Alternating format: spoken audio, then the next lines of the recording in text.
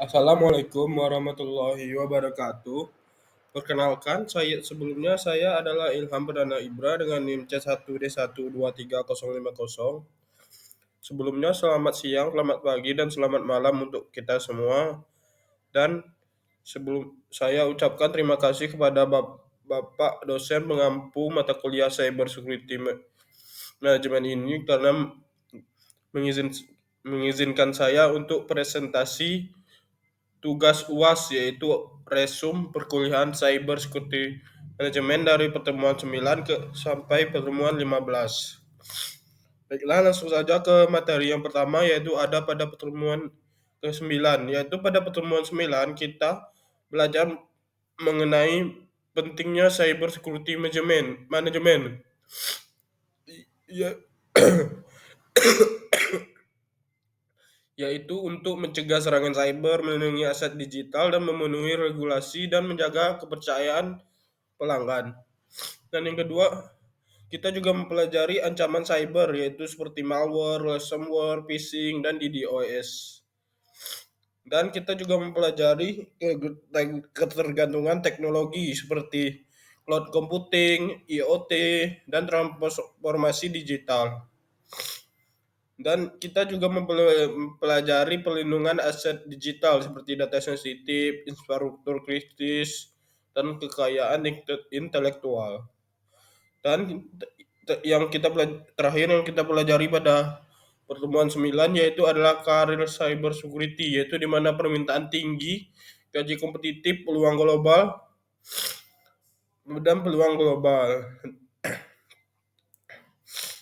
Selanjutnya pada pertemuan 10 kita belajar tentang aspek legal cyber security, yaitu kita belajar mengenai undang-undang ITE, yaitu hukum transaksi elektronik di Indonesia. Pada UU nomor 11 tahun 2008, dan jenis cybercrime seperti carding, hacking, tracking, phishing, spamming, malware. Contoh kasus yang ada pada kita pelajari pada pertemuan 10 yaitu ada contoh kasus pada Sony Pictures, KPU, BCA, dan Mega di botnet. Faktor terjadinya cybercrime ini kita terdapat yaitu pada akses internet dan kelalaian pengguna. Dan penanggulangan cybercrime ini dilakukan dengan proteksi komputer, identitas, email, akun, dan backup. Pasal yang mengenai cybercrime ini yaitu adalah pasal 27, 28, 29, 30, 33, 34, dan 35. Selanjutnya pada pertemuan 11 kita belajar tentang data center recovery, yaitu pentingnya data center disaster recovery, yaitu untuk melindungi data penting dan sensitif. Dan ancaman dari CIA yaitu confidentiality, integrity, dan availability. Cyber security tools yaitu seperti 2FA, password yang kuat, update rutin, antivirus, firewall, anti-phishing, inskripsi, dan DNS aman.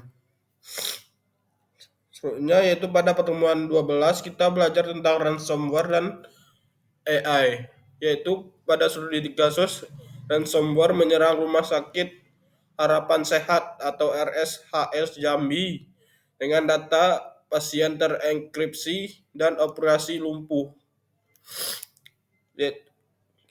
Kita juga mempelajari tentang analisis keamanan RSHS, yaitu terdapat lemahnya patching, segmentasi jaringan, backup, dan monitoring dari RSHS Jambi ini.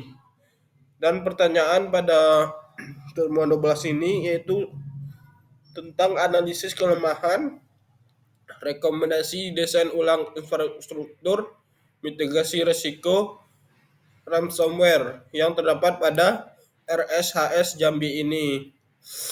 Dan pada pertemuan 12 kita juga mempelajari tentang artificial intelligence atau disingkat AI, yaitu tentang pengertiannya, sejarahnya, komponennya, dan aplikasinya.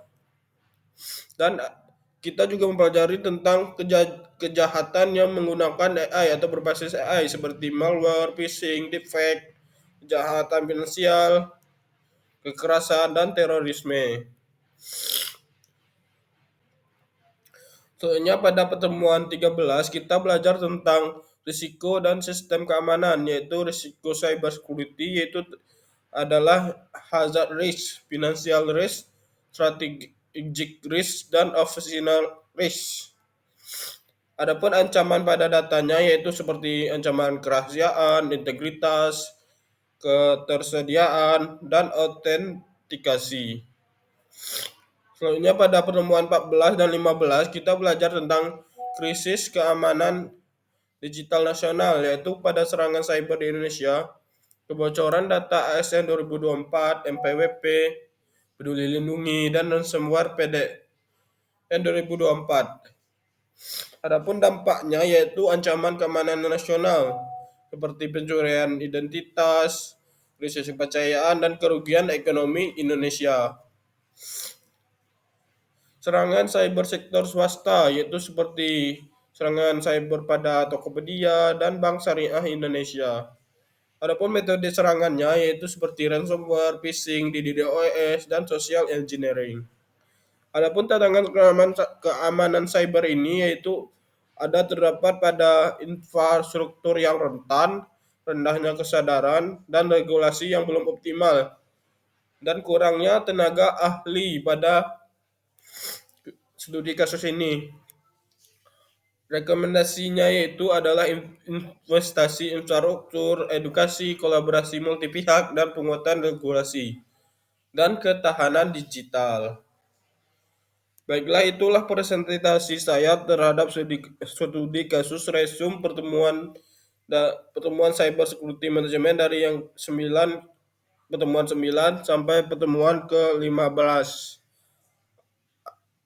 Adapun apabila ada salah kata dari saya minta maaf. Saya akhiri dengan wassalamualaikum warahmatullahi wabarakatuh.